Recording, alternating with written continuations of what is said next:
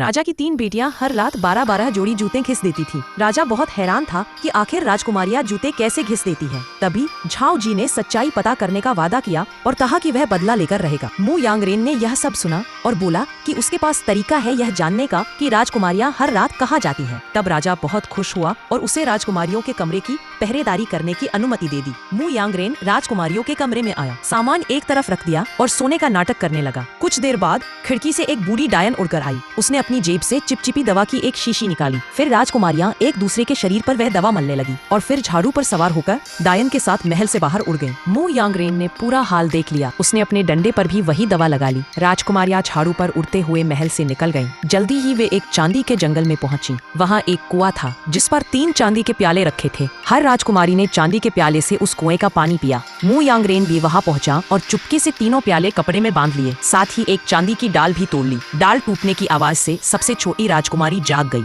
दोनों बहनें डर गईं, लेकिन हंसकर बोली कि यह तो किसी को पता ही नहीं चलेगा। इसके बाद वे झाड़ू पर सवार होकर सोने के जंगल पहुंची। वहाँ भी 3 सोने के प्याले कुएं पर रखे थे। राजकुमारियों ने उनमें से पानी पिया और खर्राटे लेने लगी। मु यांगरेन ने फिर तीनों प्याले उठा ली और एक सोने की डाल तोड़ ली। आवाज से छोटी राजकुमारी फिर से जाग गई। बहनें बोली कि वह बहुत घबराती है और हंसने लगी। इसके बाद वे हीरे के जंगल पहुंची। वहाँ भी वही क्रम हुआ। मु यांगरेन ने हीरे के प्याले चुरा लिए और एक डाल भी तोड़ ली। इस बार छोटी राजकुमारी को बहुत डर लगा कि कोई पास ही है। बहनों ने फिर से उसे हंसाया और वे आगे बढ़ गईं। अचानक उनके सामने एक भयंकर मुंह खुल गया। राजकुमारियां उसमें समा गईं। मु यांगरेन भी पीछे पीछे गया और देखा कि अंदर 12 राक्षस थे। संगीत की धुन पर राजकुमारियां राक्षसों के साथ नाचने लगी। मु यांगरेन मेज के नीचे छिपकर देख रहा था। वह समझ गया कि राजकुमारियां धारदार तलवारों पर नाच रही थी। इसी वजह से उनके जूते हर रात घिस जाते थे। काफी देर तक नाचने के बाद राजकुमारियों के जूते फट गए और वे थककर चूर हो गईं। एक राजकुमारी ने गलती से हीरे का चम्मच गिरा दिया। दूसरी ने हीरे का कांटा गिरा दिया। मु यांगरेन ने तुरंत उन्हें उठा लिया। फिर झाड़ू आकर राजकुमारियों को वापस ले गया। मु यांगरेन उनसे पहले ही उड़कर महल पहुंचा और सोने का नाटक करने लगा।